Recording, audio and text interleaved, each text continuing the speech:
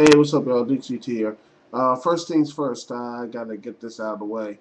I'm gonna be getting a brand new computer, so it's not gonna be my videos. I really hope yeah, I'm getting a new computer this weekend. Hopefully, with the computer, I can actually do some really cool, interesting stuff with my new pay-per-view review. So hopefully, if I can get the computer this weekend, I will show. It will be hopefully it will be great and app and everything else, and hopefully y'all will actually like it and everything else. Like it because I really tried with the reviews, and I think I can do a little bit better. Once again, little criticisms and everything else. That sort of thing.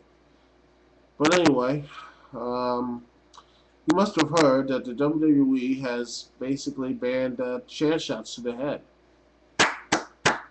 Good. That's really good to a WWE. I really hope for TNA and ROH. I don't know if ROH has like bloody hardcore matches. I know they had a couple of really hardcore matches and everything else was CCW and everything else, Combat Zone Wrestling, a promotion that I really don't really respect. I don't really watch that promotion. Because I think personally, hardcore wrestling is basically a detriment to pro wrestling more than its positives. Detriment to pro wrestling. The cons fairly outweigh the pros in that thing in hardcore wrestling. But anyway, I think TNA needs to go to this direction as well. Not as hardcore. I really think they need to go back to less hardcore violence, but more actual wrestling. But then again, chair shots weren't really the main problem with WWE, with its safety to wrestlers. No, the problem is still with the schedule. And until they really fix that, I mean, it's nice. It's nice that they're actually trying to do something about it to try to fix these concussions. But as long as these wrestlers going out and basically hitting themselves over and over again, night in night out, where they don't really need to, You know, I think that the wrestling will still. I think honestly, wrestling will still have these deaths and still have these concussions. And speaking of which, speaking of those things, I still think uh, there are some wrestlers that will probably, will not have a good, how do you say, good transition when they get out. Like so would say a John Cena, because the rash of injuries he's had over a couple, yeah, not over his career, but last couple of years. I mean, you can look at his injuries past year. Now his back is acting up. I doubt that you will have to see John Cena. I don't think you should even come close to winning the WWE title if they're smart.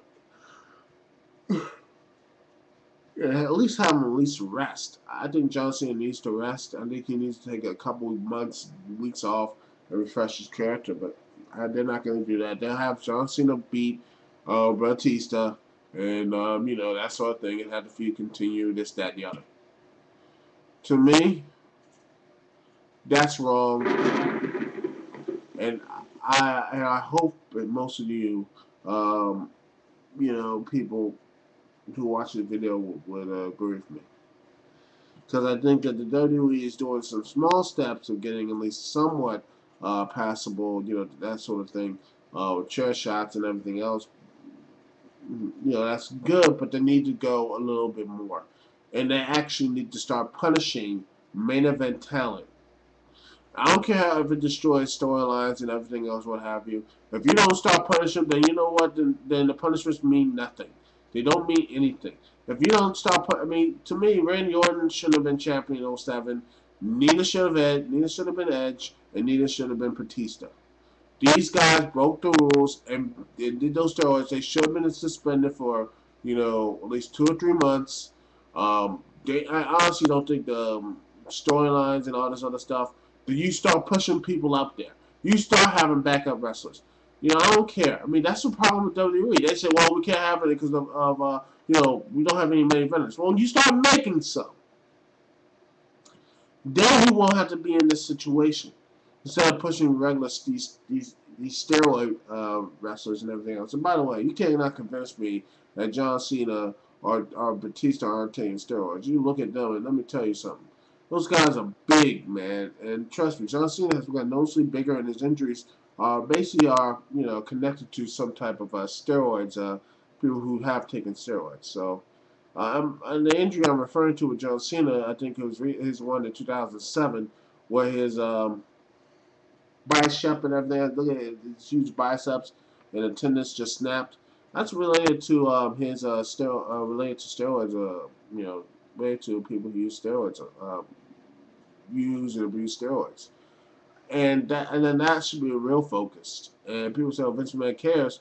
Well, Vince, if he really did care, I think he would be a hard-on stance, stance saying, "Listen, the death of Eddie Guerrero was horrible and tragic. We have to stop this. We gotta make sure that our wrestlers are safe and they are better and everything else. You can send guys to rehab and all this other stuff, but until we're gonna start actually lessening the schedule, not for the main eventers, but actually for all these guys. Actually lessen the schedule, lessen pay-per-views, and all this stuff. To actually do that and put more emphasis into less of the bodybuilding makeup, where the body looks and everything, and more emphasis on talent, I think the WWE would be a lot better place. Whereas right now, even with all the new talent of Miz, Morrison, and Kofi Kingston, Drew McIntyre, Sheamus, and everything else, and we can couple that with Orton and Cena, you just don't see them getting their head straight. Not saying the TNA and ROH are better or anything else. Some people might say that, but they need to get some real good guys, real core guys that the fans will believe in. They had, but again, this video is getting off a little bit of tangent. I'm getting some props to WWE. They stopped on the hard chair shots. There's going to be a fine suspension for people who actually do it. And by the way, guess what? Fine or suspension. I guarantee the mid carders will get the fine. No, the mid carders will get the suspension, or the big guys get the fine. They'll be paid off.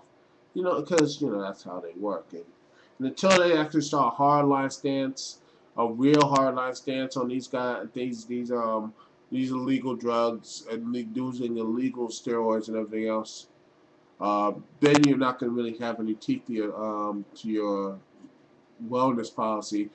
That's the first thing. The second thing, you have to do things to stop the wellness policy as well, including stopping, say, these schedules and everything else. So WWE, you're on the right track, and on the right track. I agree with you and everything else with this chair shots and having people go to rehab as well, and hopefully to fix themselves and everything else.